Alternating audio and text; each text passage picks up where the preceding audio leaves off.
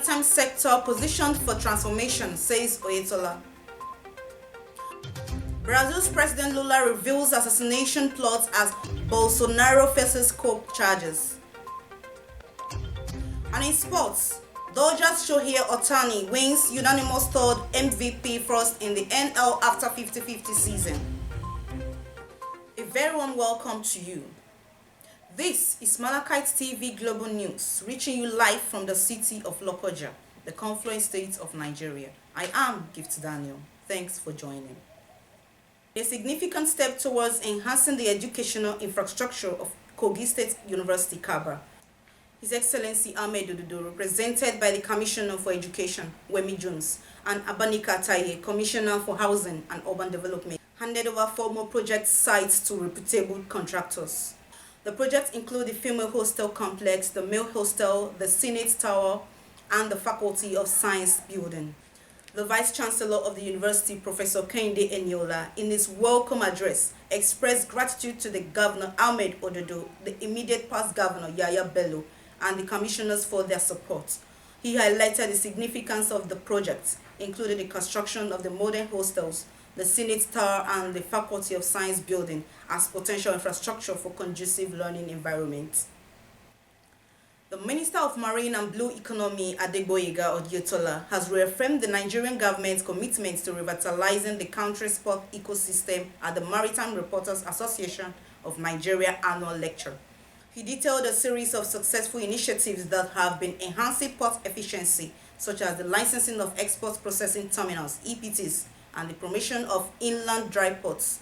These moves are aligned with Nigeria's strategic objective under the African Continental Free Trade Area.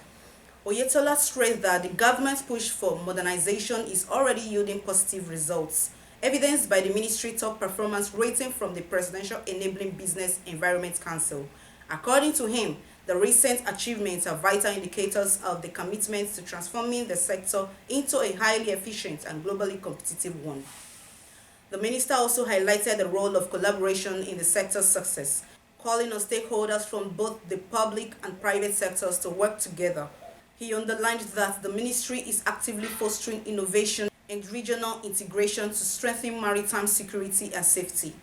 Furthermore, Oyetola outlined the government's focus on investing in port IT systems to enhance procedural efficiency and reduce turnaround time.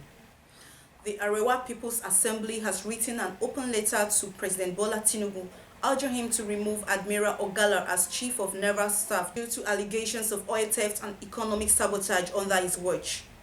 The Nigerian Navy has been accused of allegedly colluding with criminals to steal crude oil in the Niger Delta, hindering the country's economic growth.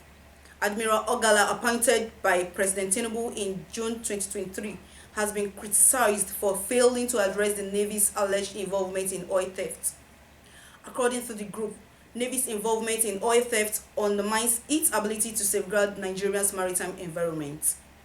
The Arewa People's Assembly therefore demanded the immediate sacking of Admiral Ogala, citing his failure to address the Navy's involvement in oil theft, and they advocated for a change in leadership and the thorough overhaul of the Navy structure to ensure accountability and reforms. The Transmission Company of Nigeria says vandals have again disrupted repair work of its Ahoada Yenogwa 132 kV KV line, which is currently under repair due to previous vandalism. This is contained in a statement by TCN's General Manager Public Affairs, Ndidi Mba. Mba said the second attack, which affected tours 29 to 31, resulting in the theft of approximately 1/3 of the conductor, occurred on Tuesday. She said a team of TCN engineers led by Emmanuel Akpa, the General Manager of the Port Harcourt region, had conducted an inspection of the site. Mba said that the preliminary findings indicated that the incident occurred at night of the same date. Officials of the Lagos State Environmental and Special Offences Task Force on Thursday dislodged traders and confiscated illegal displayed goods at the Ikotun BRT station. The State Commissioner for the Ministry of Environment and Water Resources, Tokumbo Wahab, disclosed this in a statement on Friday. He noted that various goods and items unlawfully displayed by vendors at the bus station and its surrounding areas were seized by the task force. Plateau State Governor Caleb Mutfwang has appealed to the House of Representatives Committee on Ecological Fund of the need for federal assistance in addressing ecological disasters in the state. Governor Mutfwang disclosed that Plateau State is the epicenter of ecological disaster in Nigeria, with over 4,600 sites affected by the mining activities. He stated this when the Representatives Committee on Ecological Fund visited the state on impact assessment of various erosion sites. The governor painted a grim picture of the ecological challenges facing the state, noting that more than 4,000 of these sites require remediation, which would demand billions of naira. He also lamented that loss of lives and vast stretches of land to these disasters, with many mining fields and ponds now toxic due to chemical deposits. No fewer than 3 persons have been killed in a renewed hostility between farmers and herders in Nasarawa and Toto local government areas of the state. The Commissioner of Police, Nasarawa State Command, Umar Nadada, confirmed the incident to journalists in Lafia, the state capital. Nadada explained that the incident occurred in Dogonduste community, a neighborhood between Nasarawa and Toto local government areas. He said the Divisional Police Officer DPO received a report that there was a clash between farmers and herders on Monday, November 18 at about 4:30 p.m. On reaching there, it was discovered that 2 people were killed on the farm, while 4 were injured and they were rushed to Primary Health Center for treatment. According to him, the police also found an additional corpse in the bush during the search operation, bringing the number of the dead to 3. Now on politics. The federal government has disclosed that the monthly funds from the Federation Account Allocation Committee (FAC) would no longer be paid to the Rivers State government. This was confirmed by the spokesperson of the Office of the Accountant General of the Federation, Bawa Makwa. Makwa said the decision in compliance with a court order on the political situation in Rivers State. Though the spokesperson of the AGF's office confirmed that no state of the Federation had been paid the FAC revenue for the month of October, the government will respect the court order as it pertains to Rivers State. The development is coming amidst the face-off between Governor Siminalayi Fubara and his predecessor, who is now the Minister of Federal Capital Territory, Nyesom Wike. Recall that a court had ordered the Central Bank of Nigeria, CBN, and the federal government to stop the payment of FAC revenue to the Rivers State until Governor Fubara represents the state budget to the House of Assembly recognized by the law. We go on a short break. We will be right back.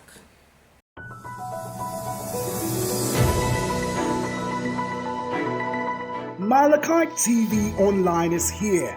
For your timely and reliable news that reaches you fast with the breaking news, choose MLC TV. Get human interest stories right here on MLC TV with entertainment, sports, business, culture, tourism, and fashion news stories all featured on MLC TV. Not forgetting political and current affairs news, state and federal government and people's matters will be discussed regularly on MLC TV.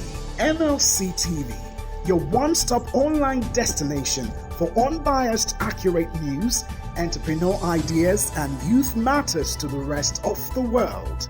MLC TV, reaching everywhere, informing everyone.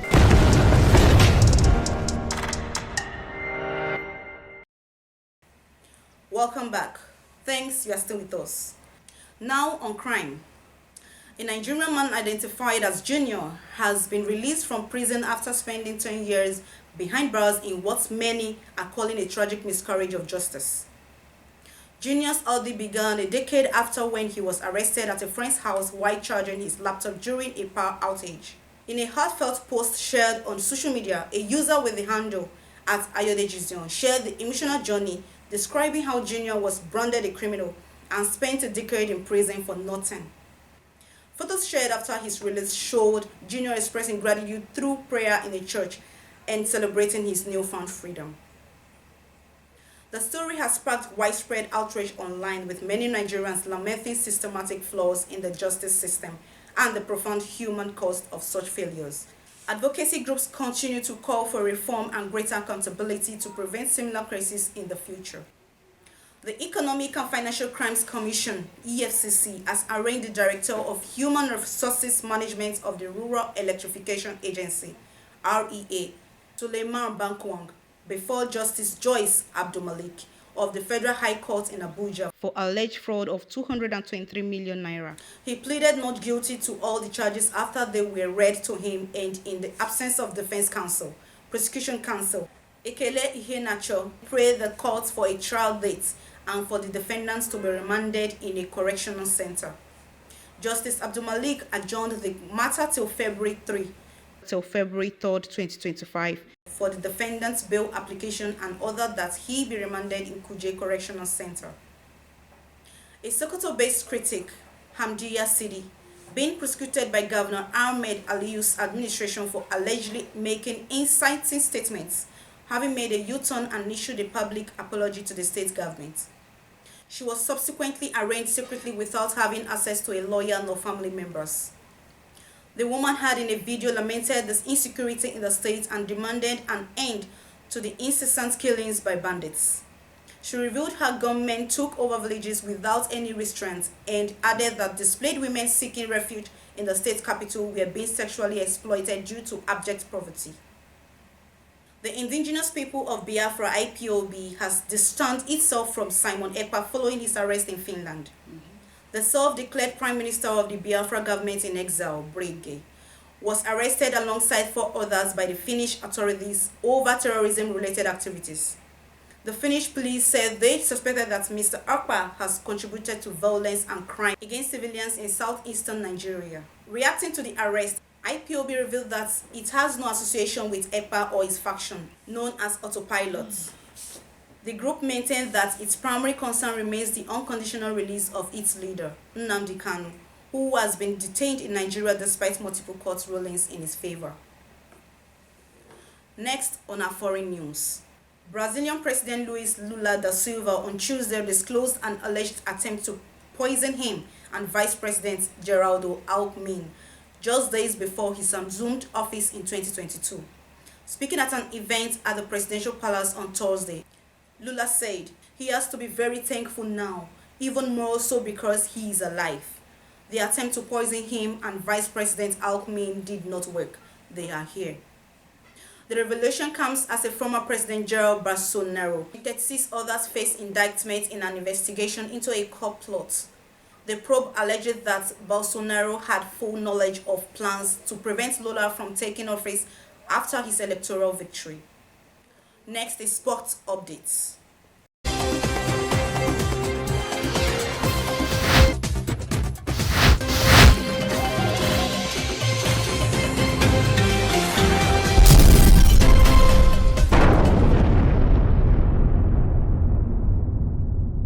Shohei OHTANI's latest season was defined long before Thursday night. The night the Los Angeles Dodgers superstar won his 3rd Most Valuable Player award in unanimous fashion and became just the 2nd player along the Frank Robinson to earn the honor in both leagues. OHTANI authored one of the finest individual performances in baseball history, slugging 54 home runs and swiping 59 bases to become the first ever member of baseball's 50-50 club while hitting .310, 1.036 OPS. Despite exclusively appearing as a designated hitter and not playing the field, the 30-year-old won out against New York Mets shortstop Francisco Lindor, who had an .844 OPS while hitting 33 home runs and stealing 29 bases.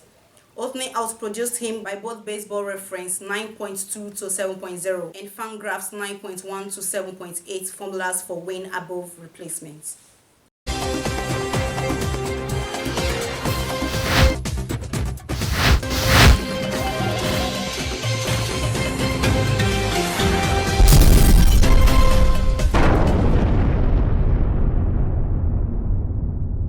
And from entertainment desk.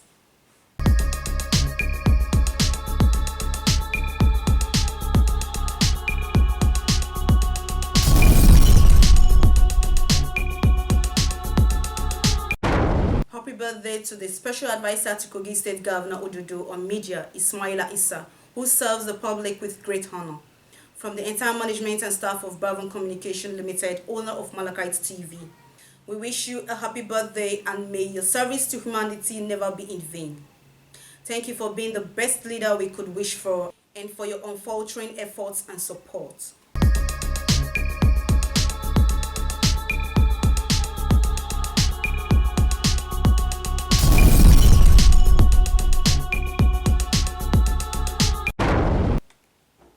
And this is where we wrap it up on today's news. For more information or contributions and advert placements, please call the numbers displayed on your screen. Join us daily to watch our news and other exciting programs that would brighten your day.